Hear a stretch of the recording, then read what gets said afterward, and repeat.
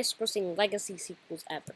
So if you don't know, a legacy sequel is a film that is a sequel to a movie franchise, a continuation of a franchise, after a long time gap, featuring returning characters from its predecessor, and they introduce new characters and elements. It's like a sequel reboot. So the 10th highest grossing movie like this, or legacy sequel, Toy Story 4, grossing $1.073 billion. This is the franchise's highest grossing film. It is a legacy sequel to Toy Story 3, which is also a legacy sequel, surprisingly, or interestingly. Number 9 is Star Wars The Rise of Skywalker, which is $4 million ahead of Toy Story, grossing $1.077 billion. That entire prequel, or that entire sequel trilogy are considered legacy sequels. So, yeah, you'll see those two here on the list. I've seen all but one of these movies. And now at number 8, we have a huge box office increase, by about over $200 million. We have Jurassic World: Fallen Kingdom, grossing $1.3 billion at the box office.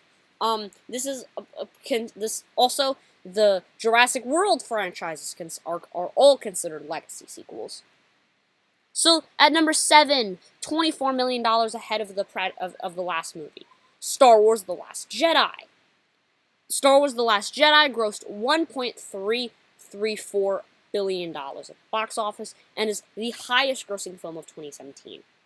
I mean, man, that's not a good highest grossing movie of 2017. Like, pick something like Dunkirk or War for the Planet of the Apes or It or something good like that.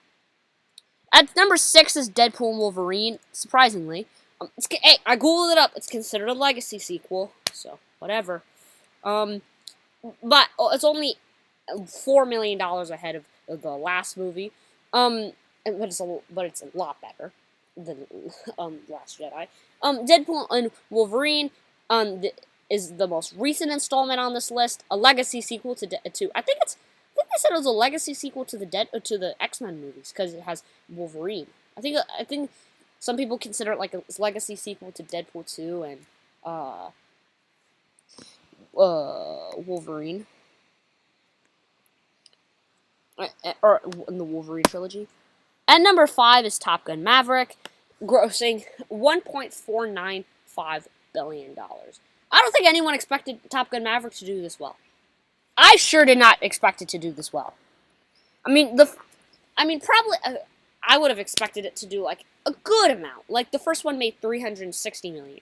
I would have expected it to do something like that.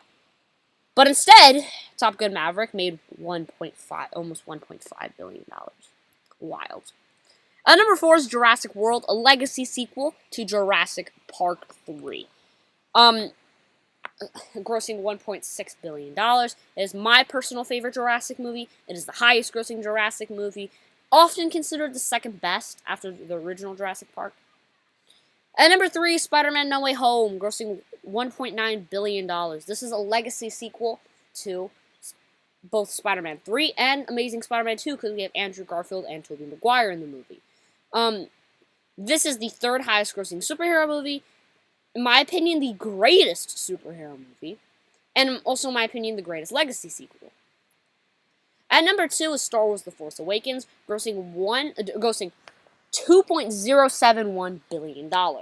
This is a legacy sequel to Star Wars: Revenge of the Sith. And certainly a solid movie on this list. The second best Star Wars movie. But number 1, the highest grossing legacy sequel of all time is Avatar: The Way of Water. Avatar: The Way of Water, released 13 years after Avatar, grossed $2.3 billion at the box office, and is the third highest grossing film of all time, after Avengers Endgame, which is a direct follow-up to Avengers Infinity War, which came out a year earlier, so that's not a legacy sequel, and after the original Avatar, which is obviously not a sequel, let alone a legacy sequel. So that leaves Avatar: The Way of Water at number 1. That'll be all for today's video. Drop down in the comments what you thought would be the highest grossing Legacy sequel. Also, drop down in the comments your favorite Legacy sequel. Mine's Spider-Man No Way Home, like I just said. Check out my channel for more content like this, and I can't wait to see you in my next video. Bye-bye.